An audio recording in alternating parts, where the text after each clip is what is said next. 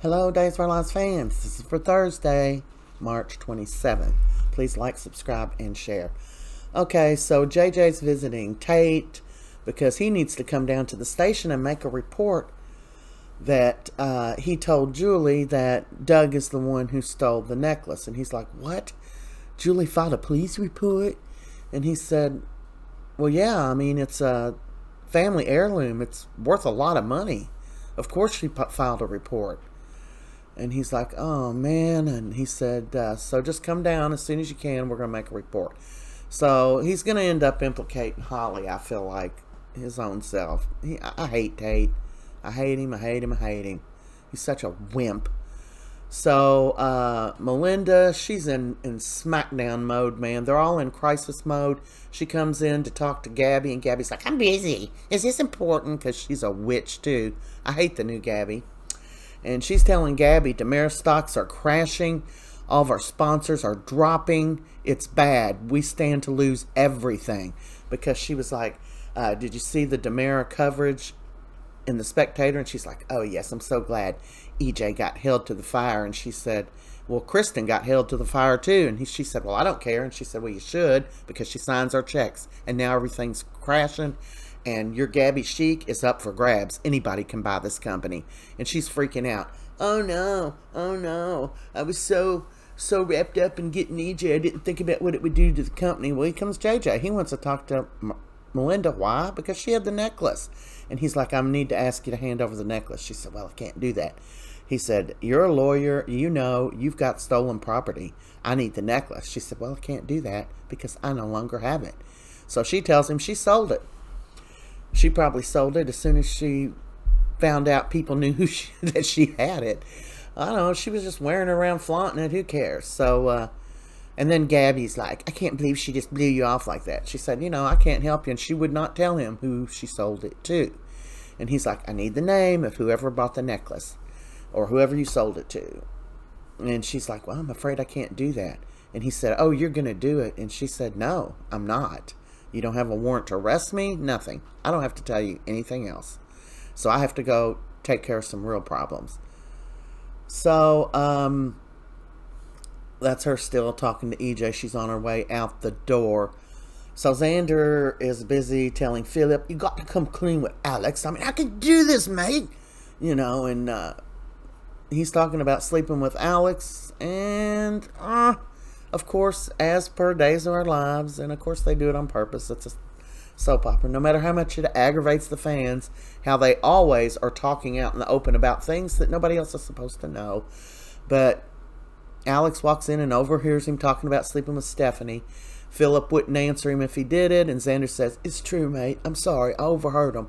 So he grabs Philip up, and they're kind of wrestling with each other for a few minutes. He's wanting to take him down, man. And then he said, forget it. I'm out. Because Xander said, you all have got to get along. We got a company to run. You all have got to put this behind you and go on. And Alex is like, I'm done. I'm out. O-U-T. So, he runs out. Meanwhile, Sarah goes over to tell Stephanie, we've got a problem.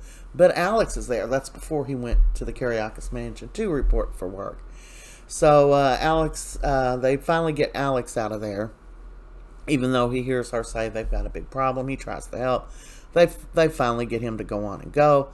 So Sarah proceeds to tell Stephanie, could she please just agree that her and Philip were seeing each other? And Stephanie is just like appalled and devastated. She said, I can't do this. You're going to have to come clean with your husband. She said, he'll leave me and my daughter. If not do it for me, do it for our daughter, our beautiful daughter.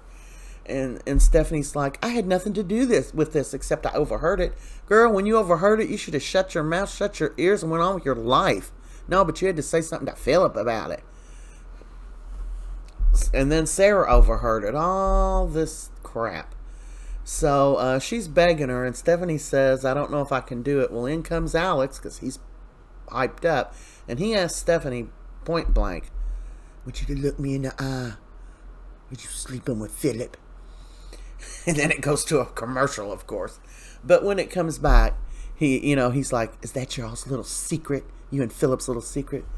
She said, no, Alex, We have been keeping a secret, but it wasn't that.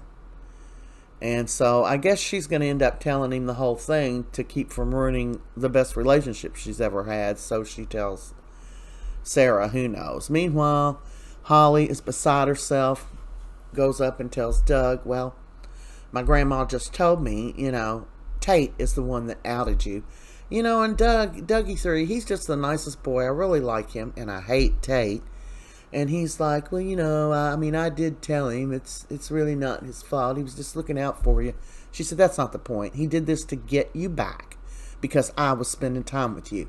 So she takes off to rip a new one in Tate. Meanwhile, Dougie says, I got to get dressed and go find a job.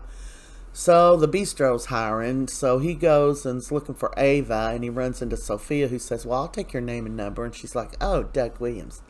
And he's like, yeah, my grandfather was well known in this town. And she said, that's not where I know you from. You're the one that stole the necklace from your grandmother. And he's like, oh, you have heard.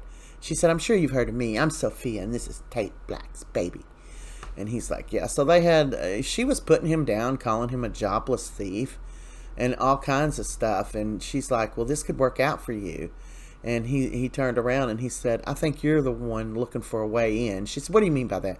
He said, you're just biding your time, hoping. I seen your eyes light up when I told you that Holly was over there ripping him a new one. You were all excited about it. You want him to fight, so he'll come running to you because you want your baby mama, your baby mama. You hope that you want your baby daddy back with you. And she just looked at him. Well, sure enough, Holly's over ripping Tate a new one for sure. So he opens the door and he's like, I'm on my way to school. And she's like, school can wait. And she's like, why'd you do it? And he's like, Holly, I did it for your own good. And she's like, bull. You did this because you were jealous. You did this to get back at him. Well, Holly, you don't know. And the way he was talking to her is like, he found out that she had gave him the money or something. And he was saying, see, he's using you. He's not your friend. Tate, you don't have the right to pick her friends. You need to go on with your little sidewinding, backstabbing girl, Sophia, and get on with yourself. And Sophia said, you want to talk about him? You lied to me yesterday. You didn't even tell me anything about it. And now you've got this baby you can't get rid of? And she's like, well, I'm sorry. I didn't mean to say that. And they're talking, and she says, how about this? Do you get this, Tate? I'm breaking up with you. And he's like, what? And she's like, Tate, people that love each other don't do stuff like this. I'm starting to think that, it's just not meant for us to be together. I mean, I love you, I do, but she said, it just doesn't look like this is going to work out. So she dumps Tate. Yes, dump the son of a bitch. So, yeah, I hate Tate. Have I mentioned that? So he's like, that's when he got mad when she said the baby they can't get rid of. So she tells him, she's sorry, but she doesn't see any way that they can go on. This isn't good. This isn't the way people who love each other act. And he's just looking at her like a dumbass, which he is.